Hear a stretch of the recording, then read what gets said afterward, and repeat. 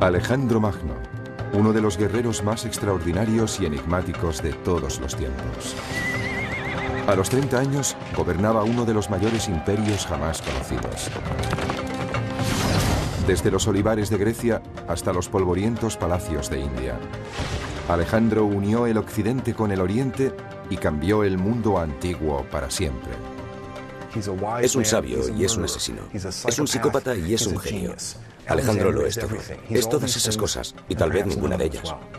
Acompáñenos en nuestra búsqueda para saber qué fue lo que impulsó a Alejandro a conquistar tierras tan lejanas. ¿Fue un genio militar o un tirano sediento de sangre?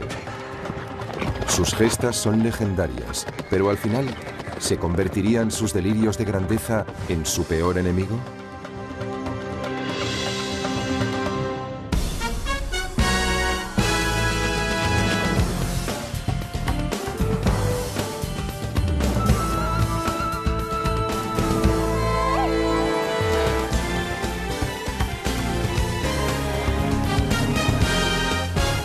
Alejandro Magno, el hombre y el mito.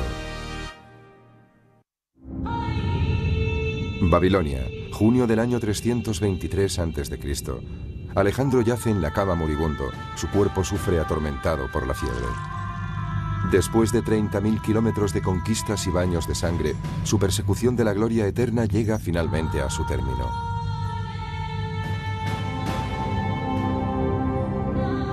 Los hombres de Alejandro se reúnen angustiados alrededor de su lecho de muerte. El historiador Plutarco describe la escena. Todo indicaba que lo estaban viendo por última vez y un sentimiento de pesar invadía sus corazones, junto con una especie de impotente perplejidad ante la idea de perder a su rey.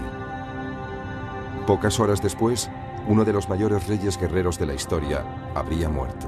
¿Qué condujo a su prematura muerte a los 32 años? ¿Cómo fue finalmente conquistado el gran conquistador? Para hallar las respuestas debemos rememorar su fabulosa vida.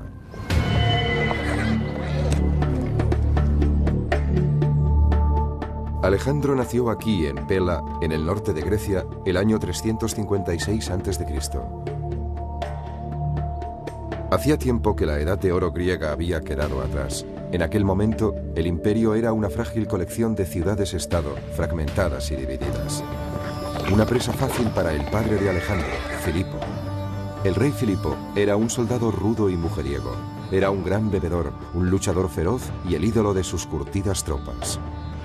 Su ejército era uno de los mejores del mundo antiguo. Pero Filipo también era un político despiadado.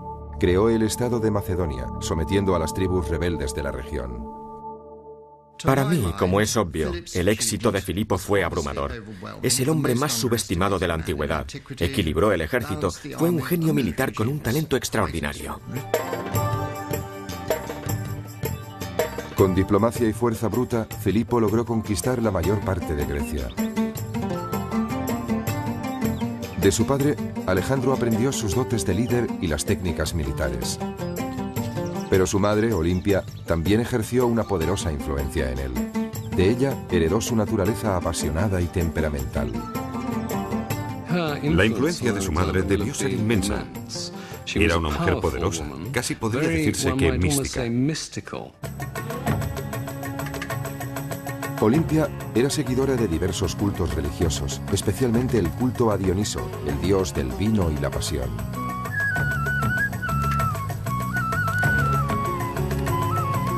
Se rumorea que adoraba al dios bailando con salvaje abandono y sumiéndose en extraños trances.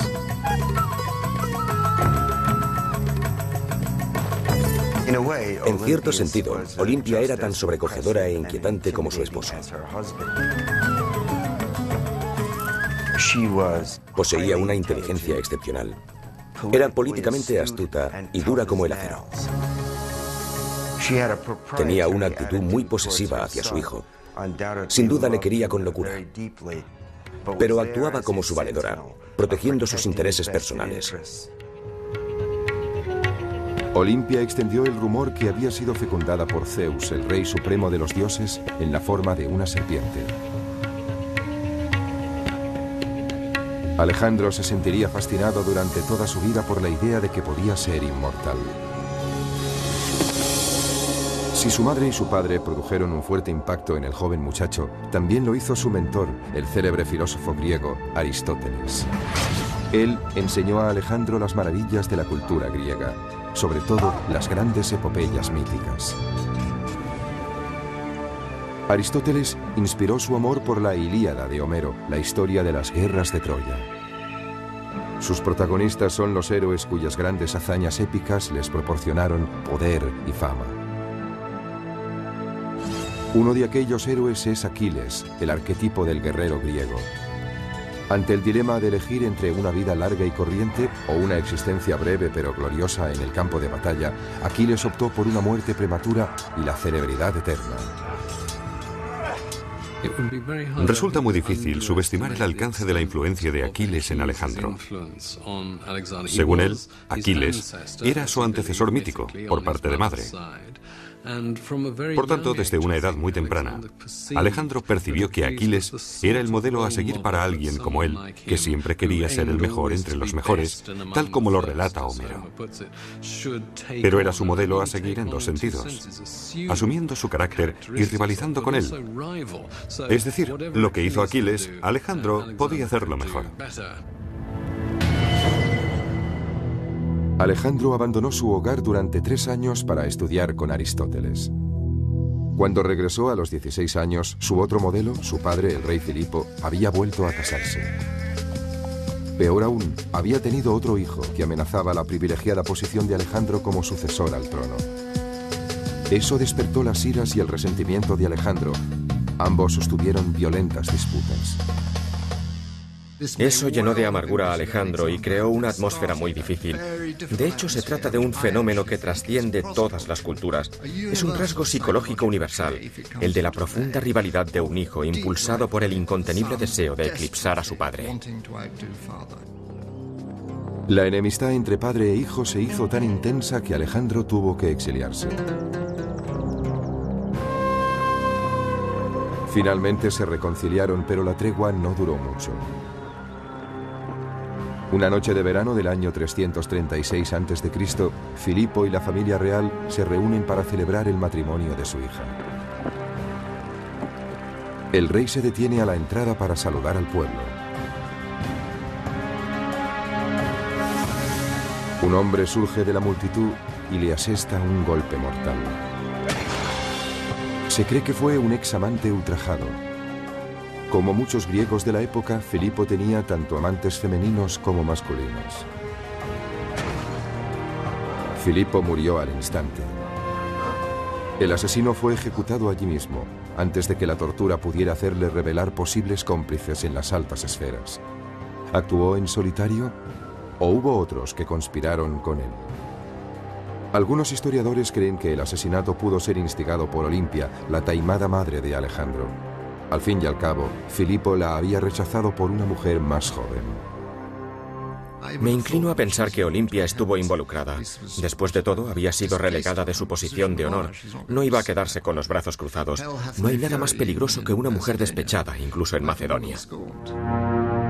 ¿Y qué decir de Alejandro? ¿Pudo tomar parte en la muerte de su padre? Si nos preguntamos quién salió más beneficiado del asesinato de Filipo, la respuesta es Alejandro. Porque en el momento de su asesinato, Filipo estaba a punto de partir hacia Asia para iniciar una gran campaña de conquista. Alejandro no iba a tomar parte en ella. Iba a quedarse en casa, presumiblemente como regente. Pero no hubiese podido alcanzar la gloria que proporciona la intervención en una gran campaña.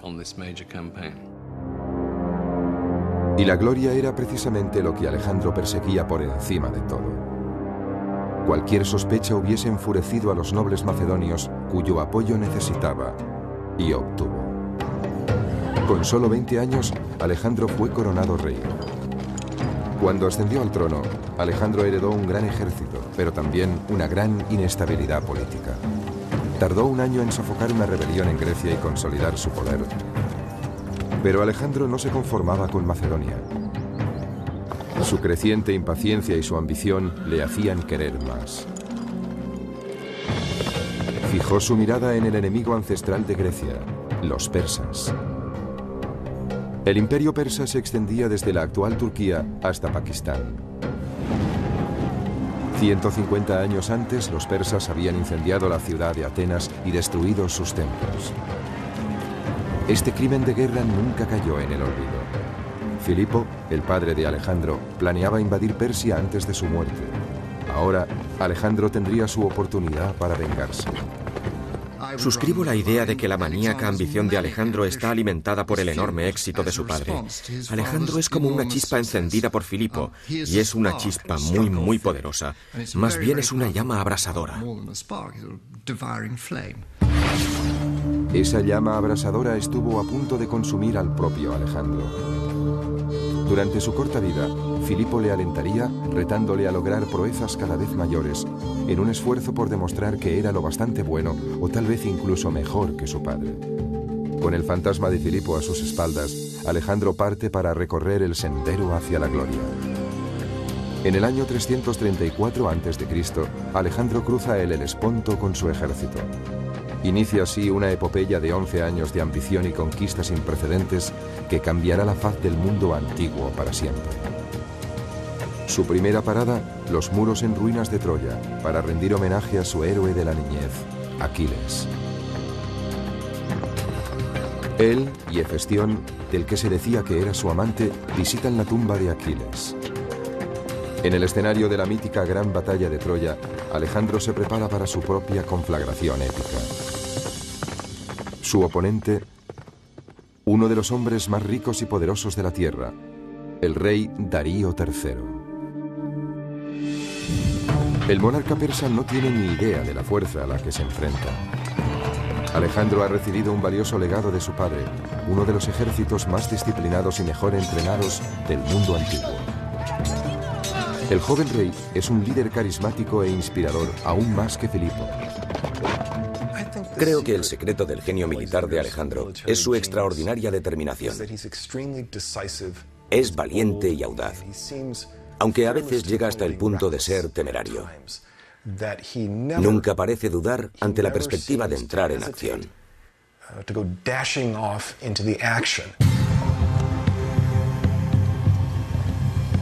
Los invasores marchan hacia el sur hasta Isos, en la actual Turquía. Las tropas de Alejandro se ven superadas en número por el ejército de Darío. Pero esos son exactamente la clase de desafíos que le gustan a Alejandro. La capacidad de adaptación de Alejandro es el rasgo característico de un gran general.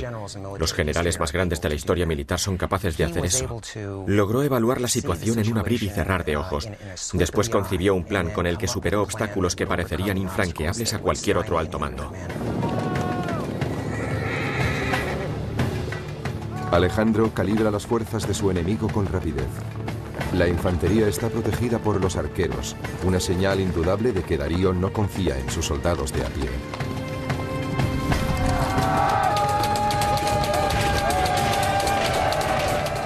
Alejandro realiza su primer movimiento, utilizando una de las armas más poderosas de su arsenal, el arma del miedo. Era algo absolutamente estremecedor. Hacían chocar sus escudos, movían las lanzas de un lado a otro y avanzaban a su encuentro con un grito increíble, escalofriante e interminable mientras iban acercándose. Era aterrador. Alejandro cruza el río y sube por la otra orilla.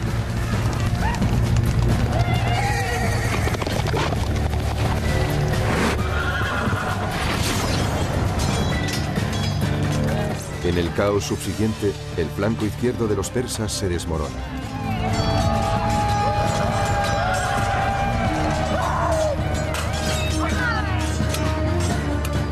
En una imagen casi fotográfica, esta batalla monumental aparece en un mosaico de Pompeya. Se considera una copia fidedigna de una pintura de finales del siglo IV a.C. Cuando finalmente Alejandro se encuentra cara a cara ante su adversario, primero atraviesa con su lanza al guardaespaldas de Darío. Alejandro está rodeado de soldados persas, cegados por el miedo y el terror. Al verse ante ese vengador invencible, Darío huye. Cuando el ejército persa ve a su gran rey huyendo de esa forma, ¿cuál puede ser la reacción de las tropas? Resulta un impacto psicológico increíble sobre los persas. Desde ese mismo instante, la batalla está ganada. Sin embargo, Alejandro es implacable. Al final del día, más de 50.000 persas yacen muertos. A Alejandro le encantaba matar. Su actividad cotidiana favorita era cazar, pero en su caso, cazar en mayúsculas. Se enfrentaba él solo y desarmado a los leones. Y eso solo lo hacía para mantenerse en forma cuando no luchaba contra otros hombres. Pero detrás de este asesino sediento de sangre hay una mente astuta. Alejandro, al igual que cualquier político actual, es consciente de la importancia de la imagen y la publicidad. Está decidido a convertirse en una leyenda viva. Acompañándole en su expedición se encuentra su historiador personal y asesor político, Calístenes. La misión de Calístenes en la campaña de Alejandro era actuar como agente de publicidad, el Relaciones Públicas oficial. Parece bastante claro que mientras Alejandro iba avanzando, Calístenes se dedicaba a difundir los hechos acaecidos en el frente. Era una especie de corresponsal de guerra incorporado al ejército de Alejandro. Tras la batalla de Isos, Alejandro y su ejército avanzan hacia el sur siguiendo la costa del actual Líbano. La mayoría de ciudades capitulan, pero la isla de Tiro se mantiene firme. La actitud de Alejandro con respecto a la resistencia era someterse o morir. Alejandro comienza lo que se convertiría en el asedio más largo y brutal de su campaña. Cuando finalmente caen las murallas, tras 7 cruentos meses, elimina a 7.000 hombres y esclaviza a otros 30.000. Como lección para otras ciudades que puedan resistirse a la invasión, crucifica a 2.000 guerreros de Tiro. Cuando terminó, permitió que sus hombres dieran rienda suelta a su sed de venganza, matando prácticamente a todos los hombres de la ciudad fortificada. Fue una horrible exhibición de brutalidad, pero también fue de una gran eficacia, porque mostraba a cualquier posible enemigo lo que podía ocurrir si se resistía. En otro asedio salvaje, esta vez en Gaza, el ejército de Alejandro aniquila a todos los hombres de la ciudad. Desde el punto de vista militar, lo hizo todo bien, o casi todo. Hay mucho que emular de su generalato, pero Alejandro también tenía su lado oscuro. Era brutal y luchaba para alcanzar la gloria. Muchas de las cosas que nosotros consideraríamos los peores rasgos de la humanidad también se manifestaban en Alejandro.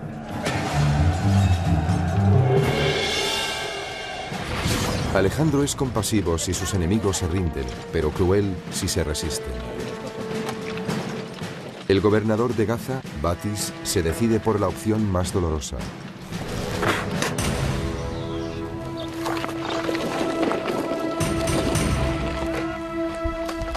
Alejandro revela su lado más cruel con su castigo a Batis.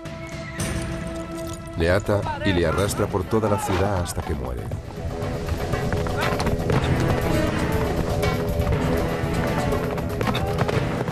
Es una escena familiar tomada de las páginas de la Ilíada de Homero. En ella, Aquiles arrastra a su peor enemigo, Héctor, alrededor de las murallas de Troya.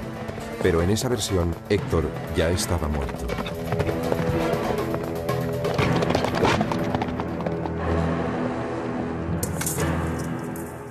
Alejandro era brutal. Elevó el arte de la brutalidad a la máxima expresión. En muchos casos, eso fue lo que le proporcionó tantos éxitos.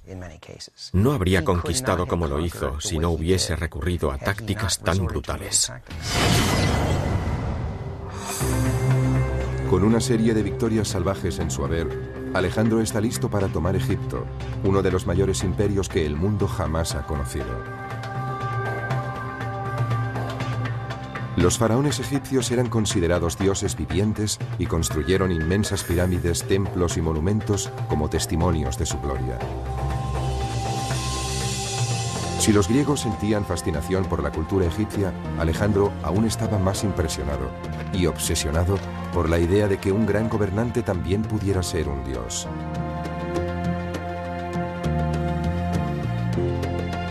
Tras 2 años de guerra, Alejandro marcha hacia el interior hasta Menfis. Los egipcios están impacientes por ver derrotados a sus gobernantes persas. Se rinden sin presentar batalla y reciben a Alejandro con los brazos abiertos. Bajo su reinado, siguen permitiéndose las prácticas religiosas y culturales egipcias. A cambio, los sacerdotes egipcios ofrecen a Alejandro el título de faraón. Ese hecho marca un punto de inflexión importante, puesto que es aquí donde Alejandro comienza a creer que realmente es un dios viviente.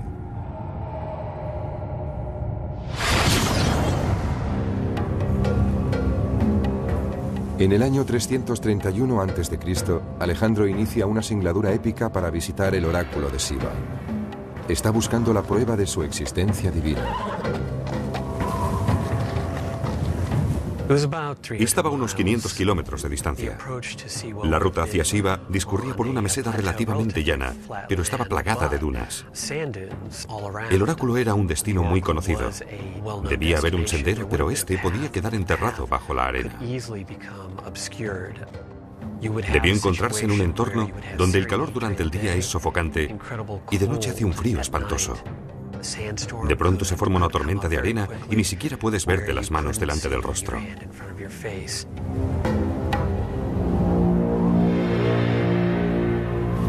En efecto, Alejandro y sus hombres se perdieron después de una intensa tormenta de arena. Pero la leyenda cuenta que 2 pájaros les salvaron, guiando al grupo hasta su destino, el extraordinario oasis de Siva y el templo de Zeus Amón.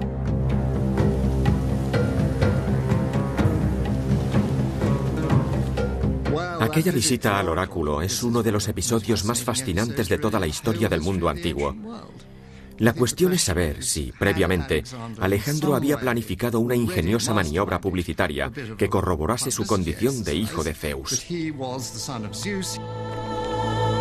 Alejandro entra en el templo solo, mientras sus hombres esperan fuera. Aquí está Alejandro. Es un hombre joven, apenas sobrepasa los 20 años, pero ha logrado ya hitos extraordinarios. De pronto se encuentra en un lugar donde al menos los egipcios nativos le tratan como un dios viviente. Y uno se pregunta, ¿qué debe pensar? Como es obvio, en ese momento se halla muy lejos de Macedonia.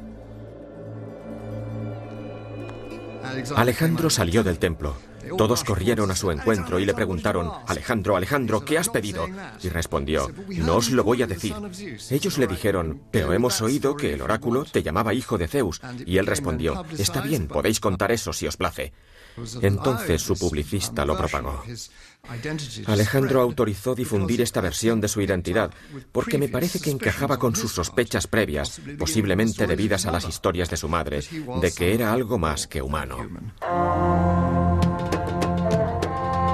A partir de entonces, el leal escriba de Alejandro, Calístenes, denominaría a su maestro un dios en la tierra. Los egipcios confirmarían esa idea, representando su imagen en los muros de algunos de sus templos más sagrados. En Luxor, Alejandro se muestra con los brazos extendidos, adorando a su padre divino, el dios Amón. Siendo divino, era inmune a las críticas. Estaba en un plano diferente, en otro rango muy superior. Pero ser faraón y dios viviente no es suficiente para Alejandro. Está dispuesto a derrotar a su enemigo secular Darío de una vez por todas. Durante su estancia en Egipto, Darío ha estado formando otro ejército para enfrentarse con él. En octubre del año 331 a.C. se libra una de las batallas más decisivas en las sofocantes y polvorientas llanuras de Gaugamela, al norte de la actual Bagdad. Esta vez, los persas triplican en número a las fuerzas de Alejandro.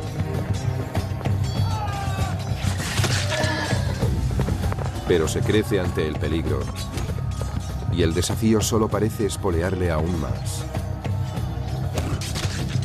Sus hombres están casi completamente rodeados por el ejército persa, pero sus flancos aguantan al enemigo el tiempo suficiente para abrir una brecha en las líneas persas. Alejandro aprovecha la oportunidad y avanza para atacar a Darío. El rey persa huye de nuevo. Uno de los secretos del éxito de Alejandro en el campo de batalla es su uso de la falange, una formación de 16 soldados en línea armados con lanzas largas. Alejandro utilizaba la táctica del yunque y el martillo con sus falanges. Su propia falange, la infantería macedonia, formaba el yunque y con el martillo, que era la caballería, aplastaba a la falange enemiga. Esta táctica, del yunque y el martillo, la empleó en numerosas ocasiones para imponerse en el campo de batalla. Darío, que ha huido a las montañas del este, finalmente es asesinado por uno de sus oficiales.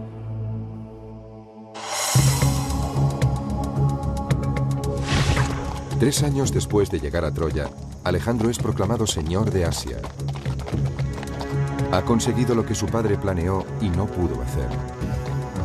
Otros grandes líderes se hubiesen conformado con este triunfo monumental, pero no Alejandro. No hay vuelta atrás. En el año 329 a.C., Alejandro sigue avanzando hacia Afganistán para conquistar el extremo oriental del imperio persa. Ahora se enfrenta a un reto aún mayor, las imponentes cumbres del Hindu Kush. Aunque se elevan a 7.000 metros de altura, casi en el techo del mundo, Alejandro opta por una de las rutas más duras para su ejército de 30.000 hombres. Durante su periplo, a través del Hindu Kush, las inclemencias del tiempo, la lluvia, la nieve y las ventiscas debieron dificultar mucho la marcha a cualquiera, excepto a Alejandro Magno.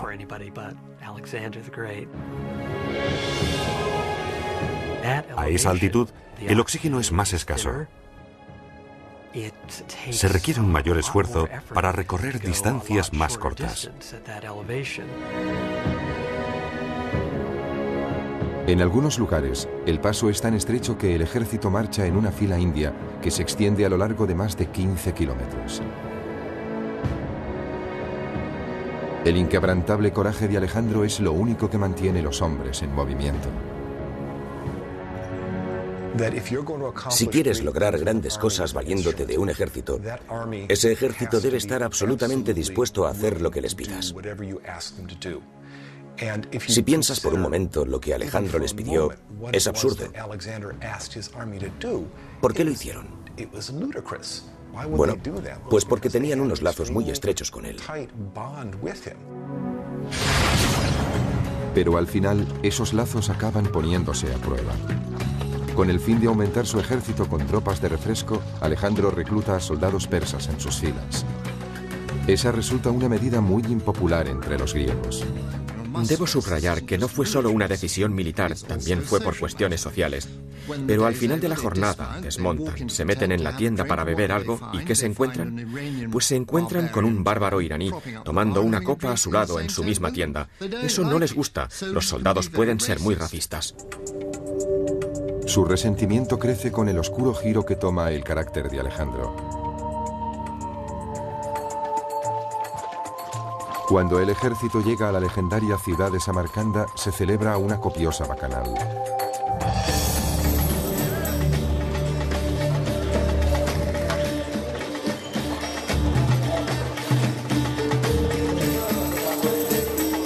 El imprevisible comportamiento de Alejandro se agrava por sus excesos con la bebida, y el alcohol parece aumentar su megalomanía.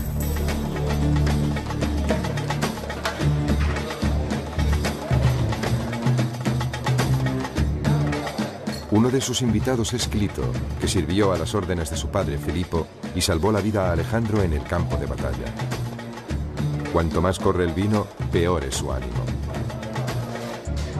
Alejandro comienza a presumir de que sus gestas son mucho más heroicas que las de su padre. Clito escucha indignado en silencio y finalmente grita: «Toda tu gloria se la debes a tu padre». Borracho, Alejandro coge una lanza, mata a su amigo y se derrumba en un mar de lágrimas. Lo que dijo Clito enfureció a Alejandro sobre todo en dos sentidos. Primero, que Filipo fuera mucho más importante de lo que Alejandro quería dar a entender. En otras palabras, la maquinaria propagandística de Alejandro se había extralimitado y él, Alejandro, había sido el causante.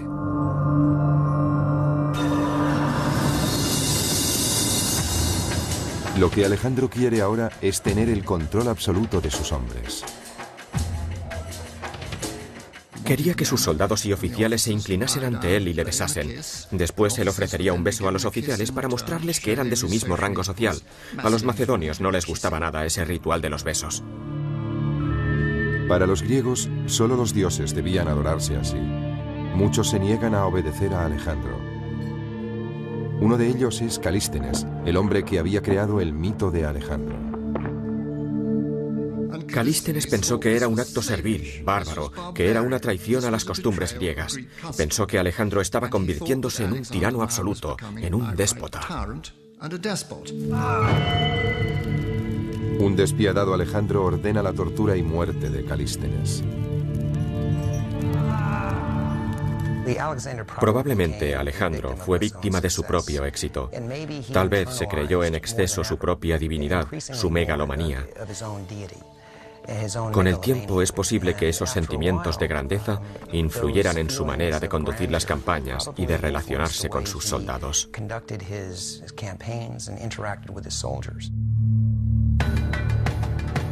Al 8º año de su campaña, Alejandro ha conquistado Egipto, Persia y los pueblos del Asia Central.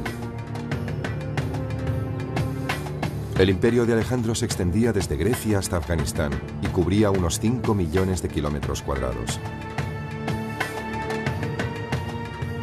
Entonces se dirige más hacia el este, hasta los confines del mundo conocido, donde yacen las misteriosas y exóticas tierras de India. Debió ir hacia el este. Esa es la ruta de invasión que siguieron los persas para conquistar parte de India. Como heredero del imperio persa, deseaba esos territorios.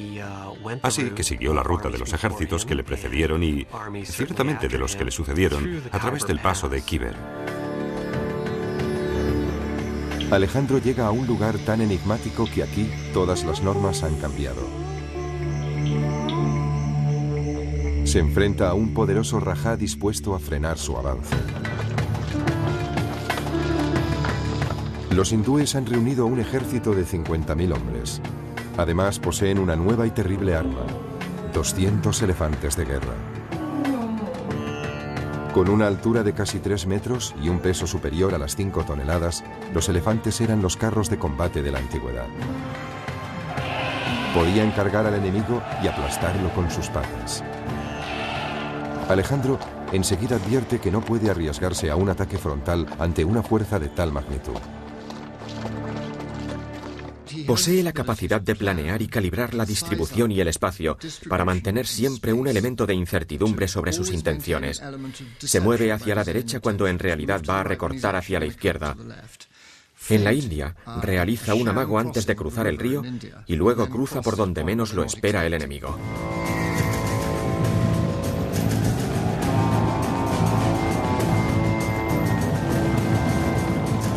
En este ataque sorpresa, los hombres de Alejandro utilizan sus largas lanzas para destripar a los elefantes.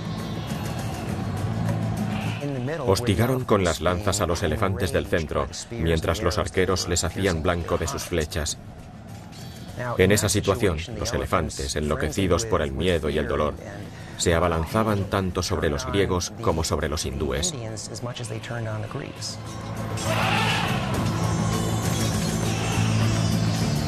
Después de una de las batallas más enconadas de la carrera de Alejandro, el ejército hindú es derrotado y el rajá se rinde. Pero Alejandro está tan impresionado por la bravura del rajá que toma la sorprendente decisión de devolverle el reino. De ese modo, la leyenda de Alejandro queda firmemente arraigada en suelo indio. Alejandro Magno sigue vivo en India en muchos aspectos. Los hindúes ven a Alejandro como un gran personaje heroico que impregna toda su percepción de la historia. El legado de Alejandro ha perdurado en casi todo lo que se ha hecho en India. Es bastante obvio en la literatura, la pintura y la escultura hindúes. Incluso hoy, si vas al noroeste de la India, verás a dioses hindúes con posturas griegas, porque las hicieron escultores influenciados por el arte griego. Alejandro estaba dejando su impronta en India, pero a pesar de su gran victoria, los largos años de lucha habían pasado factura a su ejército. Para empeorar las cosas, llegaron las incesantes lluvias del monzón.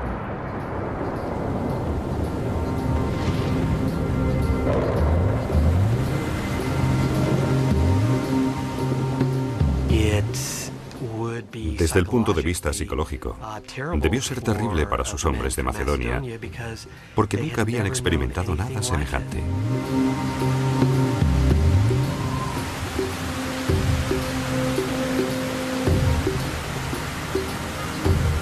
Después de 8 años y casi 30.000 kilómetros, las tropas llegan al límite y se niegan a seguir avanzando. Alejandro ha perdido su primera batalla contra sus propios hombres. No le queda más alternativa que dar media vuelta. Me imagino cómo debió ser ese momento. Allí estaba, con menos de 30 años, en el punto donde él creía que el mundo acababa en aquella vasta extensión de agua. Debió quedarse contemplando el horizonte y debió hacer un sacrificio a los dioses que le había indicado su divino padre. Entonces debió pensar, de todas formas, Filipo, nunca llegaste tan lejos. Era un egocéntrico, pero qué voluntad, qué voluntad. Y ellos se niegan a seguirle, pobres de espíritu. En el largo viaje de regreso a Persia, Alejandro conduce sus tropas hacia una nueva marcha épica. Esta vez por las estériles arenas de uno de los desiertos más áridos de la tierra. ¿Por qué optó Alejandro por esta ruta? Es un misterio. Tal vez para castigar a sus hombres por no seguirle hasta los confines del mundo.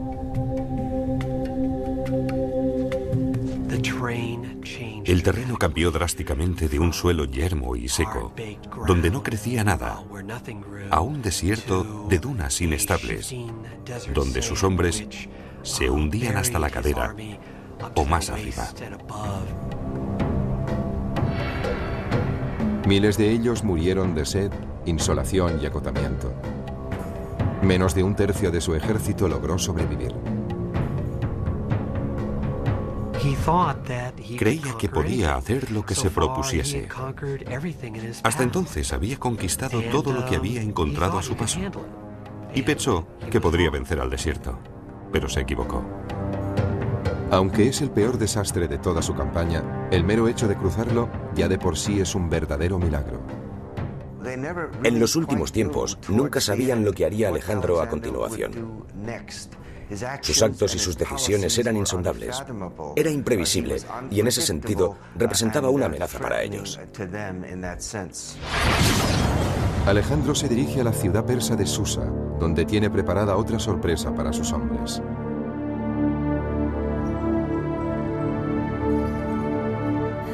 Ordena a casi un centenar de oficiales macedonios que se desposen con mujeres persas. Aquellos matrimonios serían permanentes. Lo hizo para que fecundaran a esas mujeres y produjeran una gran cantidad de niños mestizos macedonio-iraníes que iban a ser los príncipes del futuro. Sus hombres sienten un profundo rechazo hacia esos enlaces, aumentando su resentimiento. Sin embargo, para Alejandro, fundir el occidente con el oriente es un asunto práctico. Él, en persona, se casa con 3 mujeres extranjeras para dar ejemplo. Si quiere gobernar un imperio tan diverso, necesita mezclar las culturas. Y está sentando las bases del nuevo imperio. No el que ha conquistado, ni el que trajo con él desde Grecia y Macedonia, sino el nuevo imperio de Oriente Medio.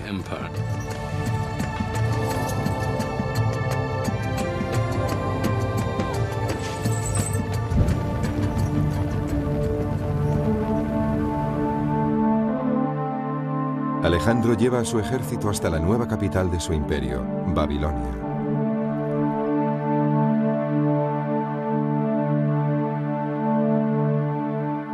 Una calurosa noche, cae misteriosamente enfermo después de una juerga desenfrenada. Sus oficiales macedonios se reúnen alrededor de su lecho de muerte con rostro de preocupación. Al cabo de 11 días febriles, muere a la edad de 32 años.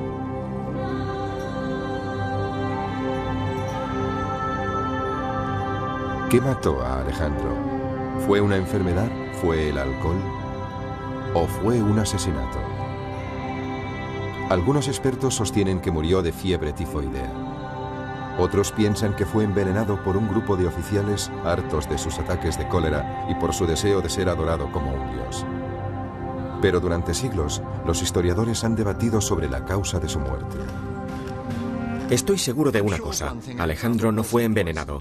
La cena fatal tiene lugar hacia el 29 de mayo y muere entre el 10 y el 11 de junio. Si hubiesen querido envenenar a Alejandro, le hubiesen suministrado una dosis abundante. Por tanto, ¿qué le produjo la muerte? No pudo ser una epidemia. Con él no murió ningún número importante de gente. No fue algo parecido a la gripe asiática. Debió ser una enfermedad que le afectaba solo a él. Yo me inclino por la malaria. El cadáver de Alejandro no puede examinarse porque se desconoce su paradero. En su viaje de regreso a Macedonia, su procesión funeraria sufrió la emboscada de uno de sus generales, que quería llevar sus restos a Egipto.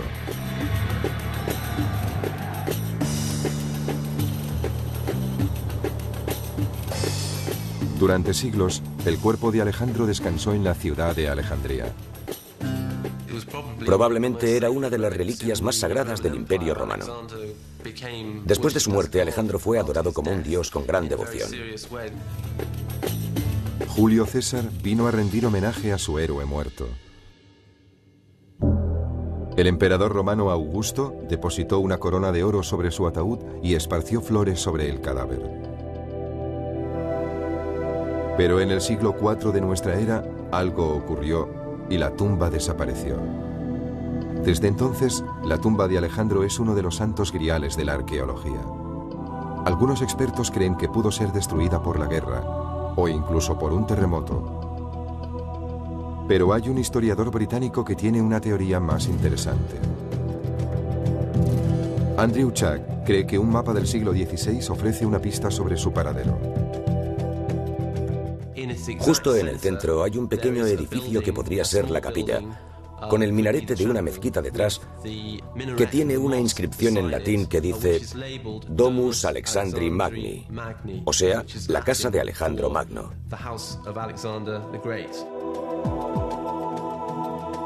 Fue aquí donde se localizó un sarcófago. Estaba destinado a albergar los restos del faraón egipcio Nectanebo II, pero nunca fue sepultado en él. ¿Es aquí donde halló descanso el cuerpo de Alejandro? El sarcófago fue redescubierto por Napoleón en el siglo XIX. Pero cuando fue derrotado por los británicos, el sarcófago vacío se trasladó a Londres. Hoy se encuentra en el Museo Británico. Tal vez ese sarcófago acogió los restos de Alejandro Magno. Cuando piensas que Julio César y Augusto estuvieron frente a él y que probablemente lo tocó Napoleón, te invade una emoción electrizante.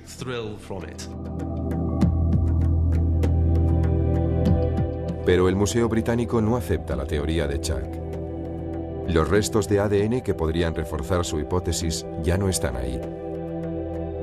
De modo que continúa la búsqueda para encontrar el cadáver del conquistador enterrado en algún lugar bajo las movedizas arenas del desierto. O tal vez, como creen algunos, bajo la ciudad que bautizó con su nombre, Alejandría.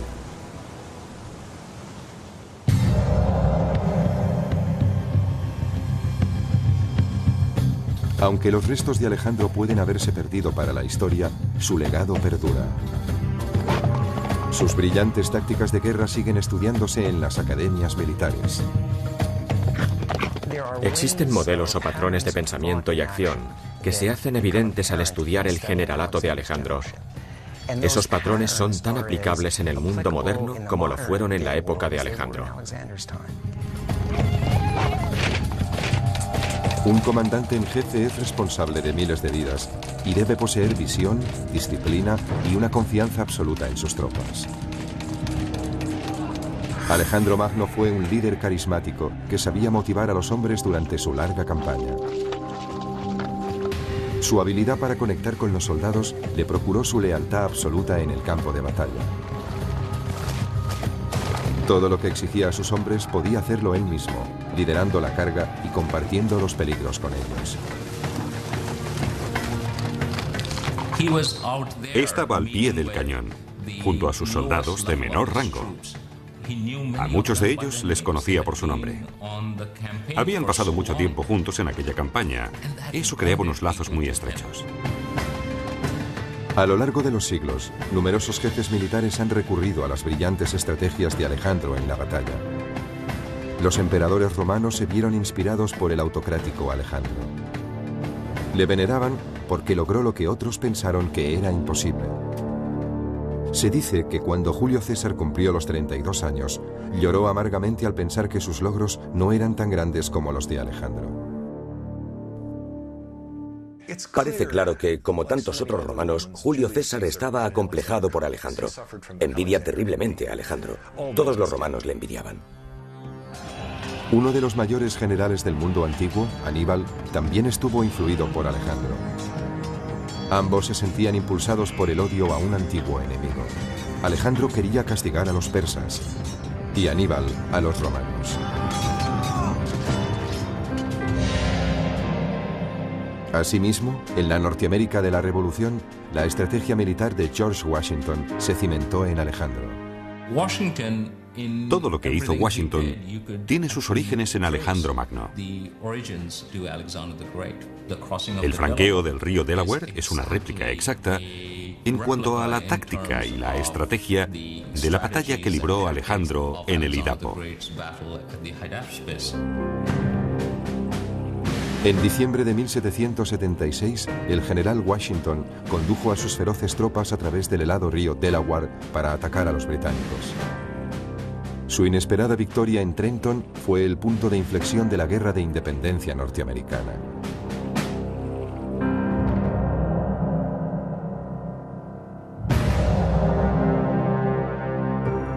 Desde la niñez, el general corso Napoleón Bonaparte sentía fascinación por la leyenda de Alejandro Magno.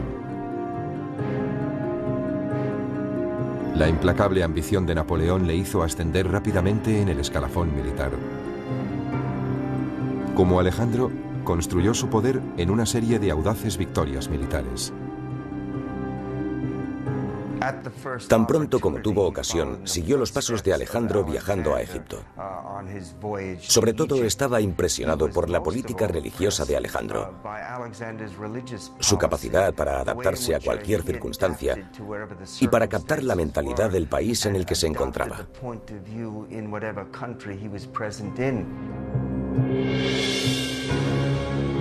En 1802, el pueblo francés le proclamó cónsul vitalicio. Y solo 2 años después, Napoleón fue coronado emperador.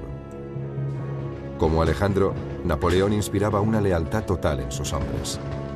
Ambos conocían a sus soldados por su nombre y les recompensaban por su valentía en el campo de batalla. Cuando Napoleón estudiaba la invasión de Rusia, pensaba en Alejandro debido a las grandes distancias que debía recorrer. Pero a diferencia de Alejandro, Napoleón tuvo que enfrentarse a una dolorosa derrota y al posterior exilio. Fuese cual fuese su destino, Napoleón, como Alejandro, estaba convencido de que era un hombre tocado por la providencia. Creía que en la guerra los hombres no valían nada. Sin embargo, un solo hombre podía decantar la balanza. George S. Patton, el general de la Segunda Guerra Mundial, fue un comandante cortado por el mismo patrón que Alejandro. Desde su ingreso en West Point, George Patton admiraba las proezas de todos los héroes clásicos, pero sobre todo las de Alejandro Magno. Existen diversas notas y documentos que indican que Patton deseaba emular la gloria pasada de Alejandro. Al igual que su ídolo, Patton estudiaba a sus enemigos en busca de su punto débil. Entonces concebía la mejor táctica para derrotarlos. Su héroe era Alejandro. Lo que más admiraba de él era la disciplina que inculcó a sus tropas. Patton, como Alejandro, parecía capaz de lograr lo que ningún otro general había podido conseguir. En 1944, un osado Patton llevó a cabo un astuto movimiento de tropas, trasladando a 100.000 hombres del este al norte. Tras recorrer más de 150 kilómetros en 3 días, atacó a los alemanes. Al cabo de 3 semanas de luchas sangrientas, en lo que la historia denomina la Batalla del Bulge, la arriesgada apuesta de Patton dio sus frutos. Patton fue recibido en su país como un gran general, pero se quedó corto en comparación con su héroe, Alejandro.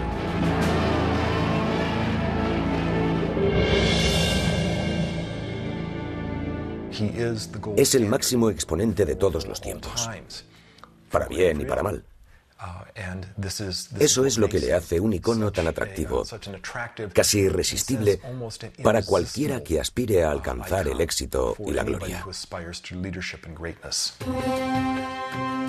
El arte de la guerra solo es una parte del legado de Alejandro. También instauró nuevas rutas comerciales y forjó las bases de las relaciones culturales entre Oriente y Occidente. De hecho, lo que hace Alejandro es extender la cultura griega.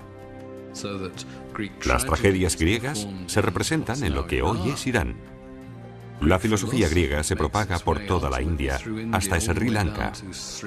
Se trata de una asombrosa fertilización cultural. Pero por encima de todo, es considerado uno de los genios militares más excepcionales que jamás haya existido.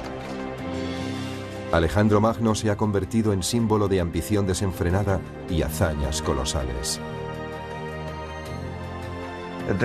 Su coraje, su naturaleza intrépida, su espontaneidad, la profunda lealtad que inspiraba, fue un hombre increíble desde todo punto de vista.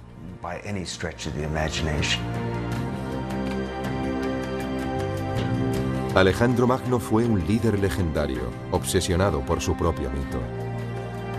2500 años después, todavía hablamos de sus extraordinarias gestas.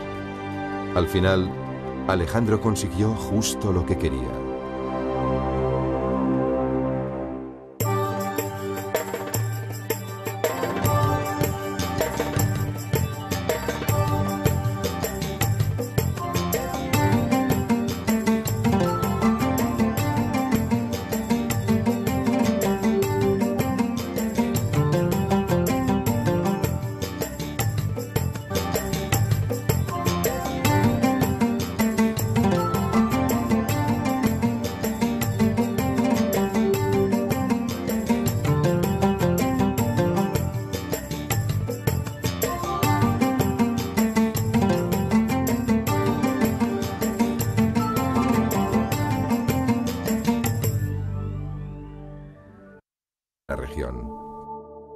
Para mí, como es obvio, el éxito de Filipo fue abrumador.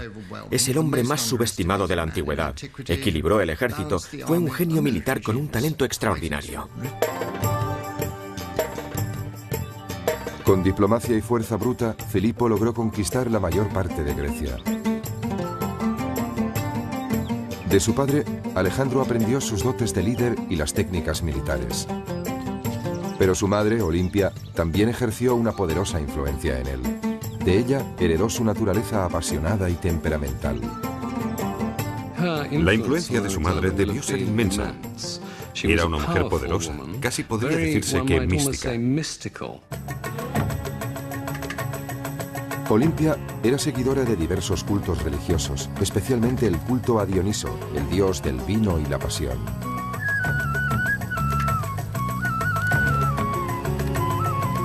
Se rumorea que adoraba al dios bailando con salvaje abandono y sumiéndose en extraños trances.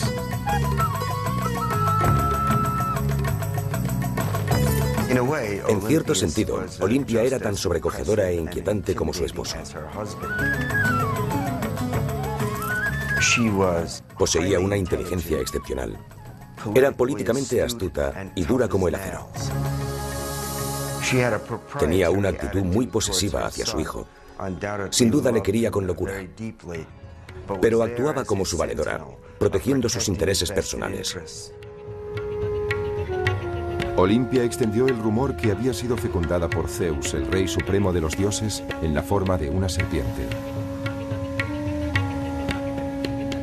Alejandro se sentiría fascinado durante toda su vida por la idea de que podía ser inmortal.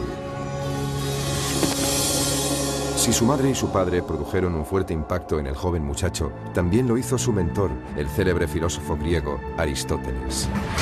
Él enseñó a Alejandro las maravillas de la cultura griega, sobre todo las grandes epopeyas míticas.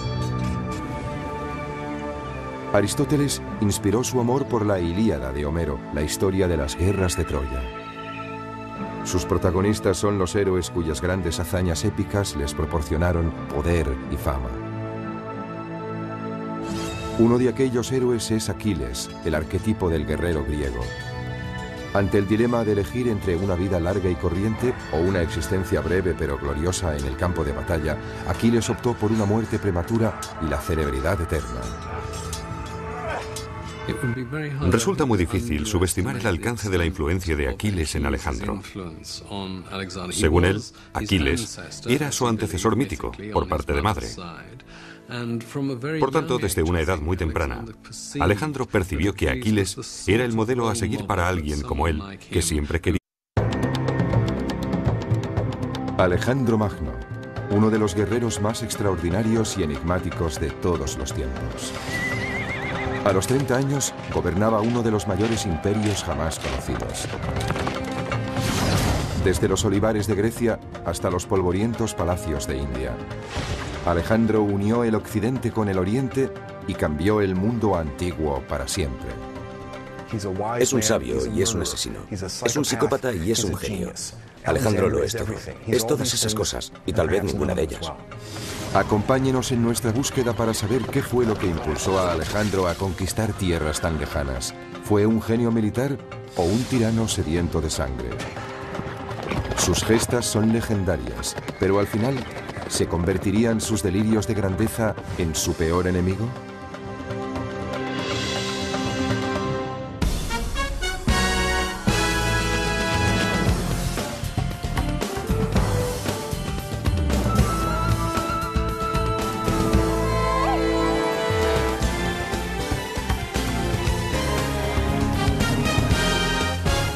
Alejandro Magno, el hombre y el mito. Babilonia, junio del año 323 a.C. Alejandro yace en la cama moribundo, su cuerpo sufre atormentado por la fiebre. Después de 30.000 kilómetros de conquistas y baños de sangre, su persecución de la gloria eterna llega finalmente a su término.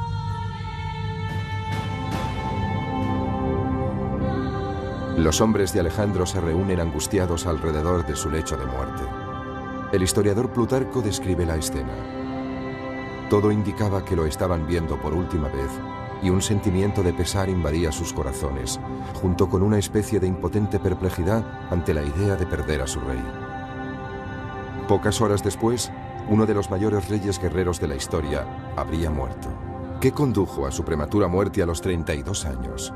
¿Cómo fue finalmente conquistado el gran conquistador?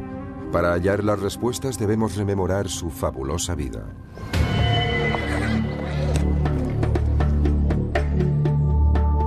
Alejandro nació aquí, en Pela, en el norte de Grecia, el año 356 a.C. Hacía tiempo que la edad de oro griega había quedado atrás. En aquel momento, el imperio era una frágil colección de ciudades-estado, fragmentadas y divididas. Una presa fácil para el padre de Alejandro, Filipo. El rey Filipo era un soldado rudo y mujeriego. Era un gran bebedor, un luchador feroz y el ídolo de sus curtidas tropas. Su ejército era uno de los mejores del mundo antiguo. Pero Filipo también era un político despiadado. Creó el estado de Macedonia, sometiendo a las tribus rebeldes de la intervención en una gran campaña. Y la gloria era precisamente lo que Alejandro perseguía por encima de todo. Cualquier sospecha hubiese enfurecido a los nobles macedonios cuyo apoyo necesitaba, y obtuvo. Con solo 20 años, Alejandro fue coronado rey.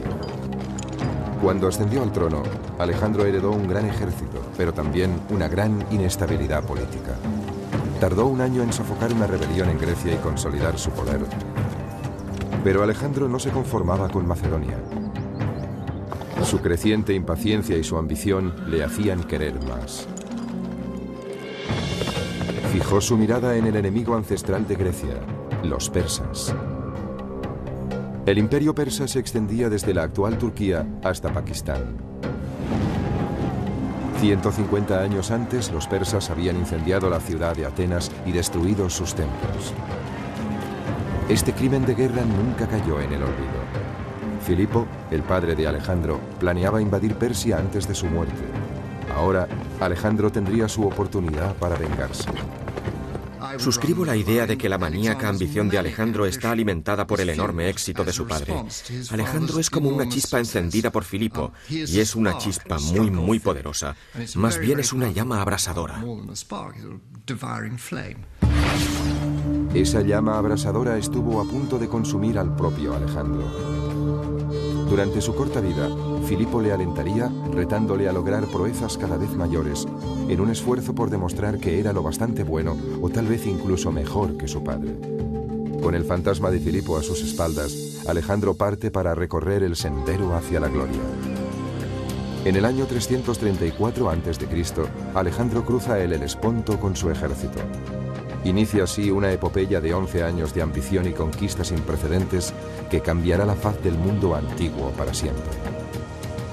Su primera parada, los muros en ruinas de Troya, para rendir homenaje a su héroe de la niñez, Aquiles. Él y Hefestión, del que se decía que era su amante, visitan la tumba de Aquiles. En el escenario de la mítica Gran Batalla de Troya, Alejandro se prepara para su propia conflagración épica. Su oponente, uno de los hombres más ricos y poderosos de la tierra, el rey Darío III. El monarca persa no tiene ni idea de la fuerza a la que se enfrenta. Alejandro ha recibido un valioso legado de su padre, uno de los ejércitos más disciplinados y mejor entrenados del mundo antiguo. El joven rey es un líder carismático e inspirador, aún más que Filipo. Creo que el secreto del genio militar de Alejandro es su extraordinaria determinación. Es valiente y audaz, aunque a veces llega hasta el punto de ser temerario. Nunca parece dudar ante la perspectiva de entrar en acción.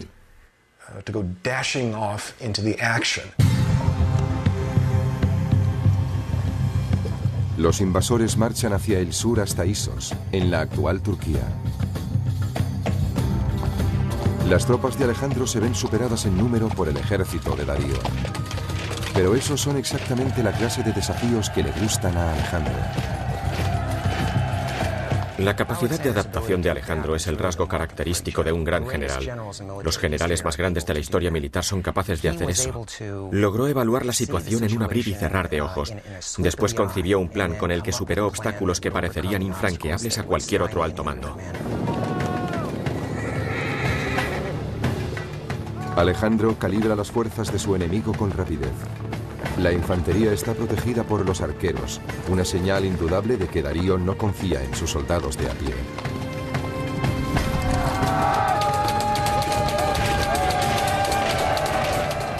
Alejandro realiza su primer movimiento, utilizando una de las armas más poderosas de su arsenal, el arma del miedo. Era algo absolutamente estremecedor. Hacían chocar sus escudos, movían las lanzas de un lado a otro y avanzaban a su encuentro con un grito increíble, escalofriante e interminable mientras iban acercándose. Era aterrador. Alejandro cruza el río y sube por la otra orilla.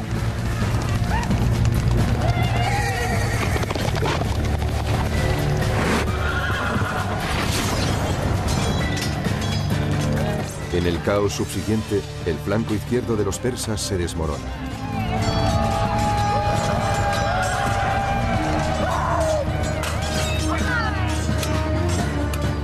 En una imagen casi fotográfica, esta batalla monumental aparece en un mosaico de Pompeya. Se considera una copia fidedigna de una pintura de finales del siglo IV a.C. Cuando finalmente Alejandro se encuentra cara a cara ante su adversario, primero atraviesa con su lanza al guardaespaldas de Darío. Alejandro está rodeado de soldados persas, cegados por el miedo y el terror. Al verse ante ese vengador invencible, Darío huye. Cuando el ejército persa ve a su gran rey huyendo de esa forma, ¿cuál puede ser la reacción de las tropas? Resulta un impacto psicológico increíble sobre los persas. Desde ese mismo instante, la batalla está ganada. Sin embargo, Alejandro es implacable. Al final del día, más de 50.000 persas yacen muertos. Y a ser el mejor entre los mejores, tal como lo relata Homero. Pero era su modelo a seguir en dos sentidos, asumiendo su carácter y rivalizando con él. Es decir, lo que hizo Aquiles, Alejandro podía hacerlo mejor. Alejandro abandonó su hogar durante 3 años para estudiar con Aristóteles. Cuando regresó a los 16 años, su otro modelo, su padre, el rey Filipo, había vuelto a casarse. Peor aún, había tenido otro hijo que amenazaba la privilegiada posición de Alejandro como sucesor al trono. Eso despertó las iras y el resentimiento de Alejandro. Ambos sostuvieron violentas disputas. Eso llenó de amargura a Alejandro y creó una atmósfera muy difícil. De hecho, se trata de un fenómeno que trasciende todas las culturas. Es un rasgo psicológico universal, el de la profunda rivalidad de un hijo impulsado por el incontenible deseo de eclipsar a su padre. La enemistad entre padre e hijo se hizo tan intensa que Alejandro tuvo que exiliarse. Finalmente se reconciliaron, pero la tregua no duró mucho. Una noche de verano del año 336 a.C., Filipo y la familia real se reúnen para celebrar el matrimonio de su hija. El rey se detiene a la entrada para saludar al pueblo. Un hombre surge de la multitud y le asesta un golpe mortal. Se cree que fue un examante ultrajado. Como muchos griegos de la época, Filipo tenía tanto amantes femeninos como masculinos. Filipo murió al instante.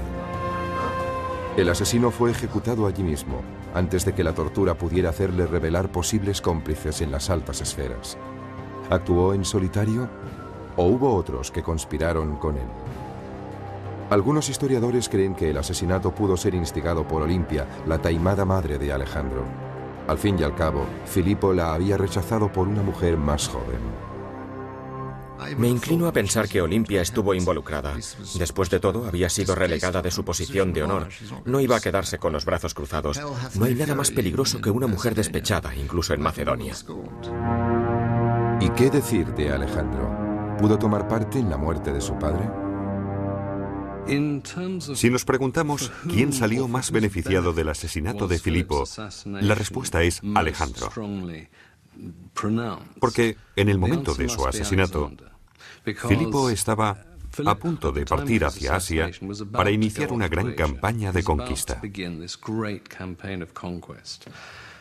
Alejandro no iba a tomar parte en ella. Iba a quedarse en casa, presumiblemente como regente. Pero no hubiese podido alcanzar la gloria que proporciona